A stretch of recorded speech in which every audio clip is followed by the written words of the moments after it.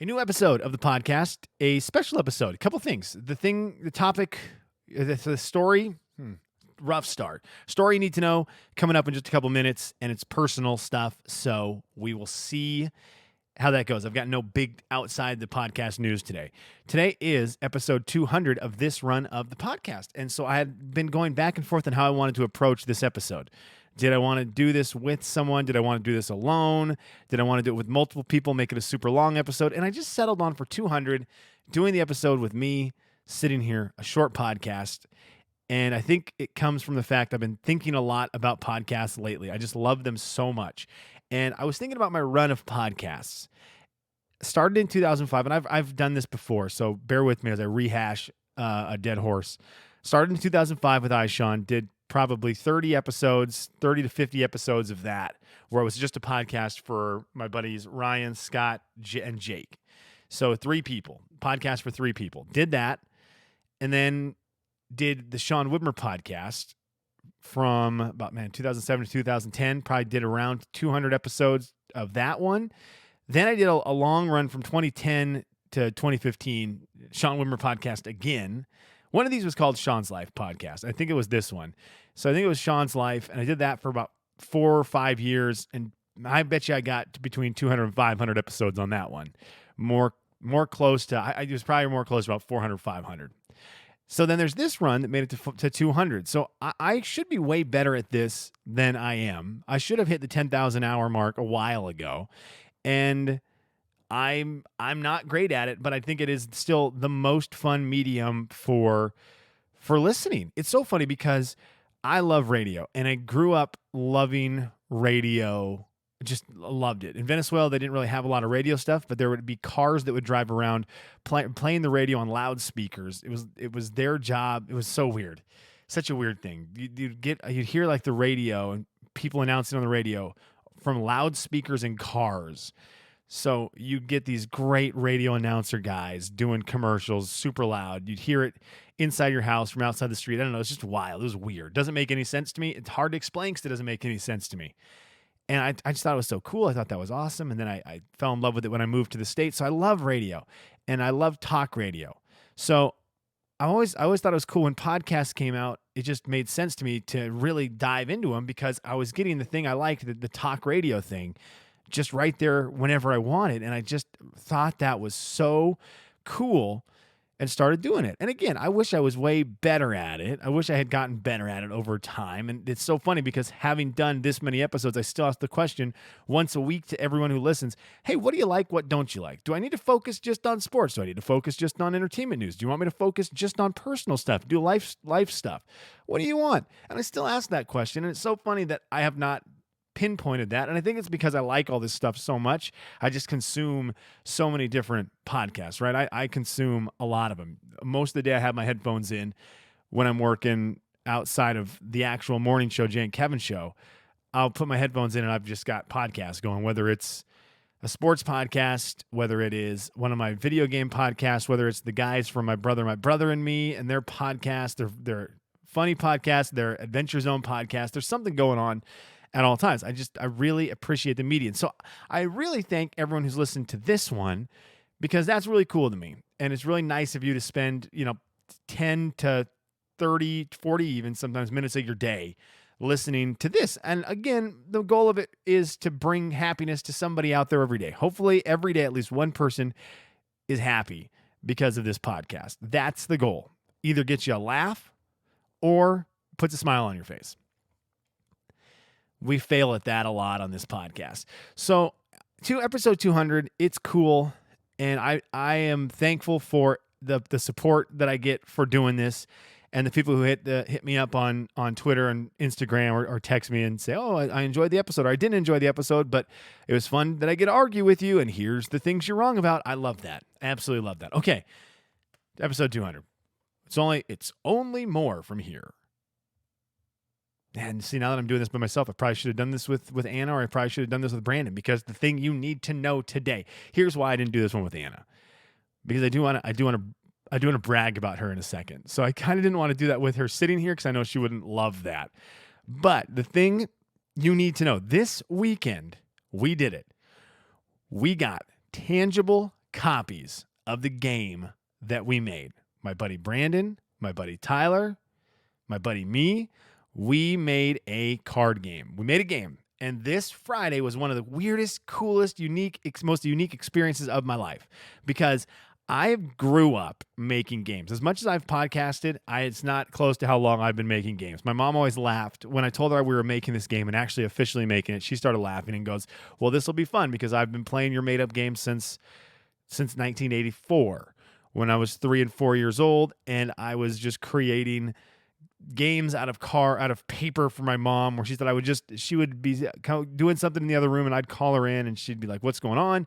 And I would just have some doodles on a paper, and I would try to explain some extravagant, elaborate game to her with these doodles, and she'd be like, yeah, that was okay, cool. So I've been making them forever. I remember in first grade, I had a notebook of board games, and it was, oh man, that would be a cool thing to have right now. I mean, they're terrible games, but I would draw a board on a piece of paper with just, here's the start, here's the finish. You roll a dice, move 1 to 6 spaces, and here's all the things that could happen to you along the path.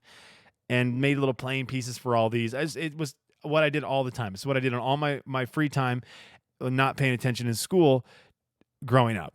So I apologize, Mr. Gertson. I apologize, Mr. Peterson. I apologize, Miss... Who else would Miss Nicely? Probably Miss Nicely would have been in there. I apologize that I didn't listen to you, but now it's paying off. Well, not really, but it kind of is. Actually, it is. You know what? Screw it. It is. It's paying off. Glad I didn't listen in school. That's a bad take. So we created this game. It started into last summer, and it's been cool. The game is called EJECT, and we've got the pictures up on our social media, so you can kind of see what it looks like, and it's really fun. We wanted to make, Tyler and I love games, and we wanted to try to make a simple game for families that anyone could play and that doesn't take a lot of brain power, but is still fun. And so we started making this game, and we started planning on it, and we started working on ideas for the game, and we'll get into more on that, why our next person was so valuable to us and is so valuable to us. But we got a concept for what we thought was a pretty fun game. And it's funny when you're making a game, because you start making a game and you go, okay, how do we want to make a card game? Especially card games, especially family card games, because every game out there has bits and pieces of other games in it. And we kept running into that where it's like, okay, well, this is a lot like this game, and this part's a lot like this game, and this game's a lot like this game. And then we look at other games and we're like, okay, but if you looked at this game, it also has components from other games, right? Oh, because ours is called like a card shedding game, where you try to get rid of all your cards. And so anytime we would think of another game, you're like, well, you try to get rid of all your cards in Uno. Oh, you could try to get rid of all your cards in Skippo.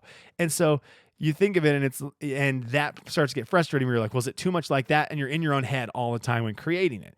But we came up with this cool idea for a game, and we put it out there, and it was fun. Well, Tyler and I have a major problem with something, and that is we are big time overrule makers. We want to get elaborate about our rules. We want to make everything so convoluted that you can't understand the game, that the game only makes sense in the brains of Tyler and me. And to the two of us, it's the most fun thing you've ever played. But to Joe Schmo and Jane Schmo, they don't even understand the rules. They could never play it, even if we sat there and tried to teach it to them. And so we had all this stuff going on, and we brought in our third person that ended up just really being huge for us, my buddy Brandon, and he came in to do a lot of the design stuff, because he's really got a knack for design. He's got a knack, creativity for a lot of marketing stuff. And he came in and just looked at us and was like, guys, too much, too far. Your game doesn't make any sense. Like, he just kept us on pace for keeping things very basic, because we told him we want it to be a basic family game, which is what it is. And so he kept that basic. Tyler was an amazing person to work with on this, because he's so creative. His brain works different, which is so fun. And he just sees games. He sees games and how they work, and the behind the scenes basic stuff. So even on a basic game like EJECT, very basic, very simple game, but he would see the behind the scenes stuff that made it go, okay, but what makes it work? What are the elements? What's the math behind it? He was pretty much Zach Galifianakis' brain in The Hangover behind the game. And that was really cool. And Tyler also brought in a level that I've never had before, which ended up being why on Friday night we got physical, tangible copies of this amazingly cool box that Brandon created. These freaking awesome Cream 11 cards. That's a joke just for Brandon and Tyler. These freaking awesome cards that are so cool and so unique and so neat. And Brandon came through with all that, but Tyler kept us on schedule. And it's something I've never had before, where I have a lot of ideas come through my head, but zero follow through in the end. Tyler would hassle us and say, guys, meeting this Tuesday, meeting this Tuesday, meeting this Tuesday, meeting this Tuesday. And we kept on having to meet even if we didn't want to. And because of that, we got things going. We'd show up to meetings and Tyler would have the plans laid out. Like, here's the plans. And he'd make us stick to what we were doing. Someone would say, hey, we need to do this and this. He'd text during the week and say, have you done it yet? And that was huge. And that is something that is so valuable. Brandon was just a freak with what he does. He's so creative. He created, I think really cool looking stuff. We wanted the game to have cassette tape cards.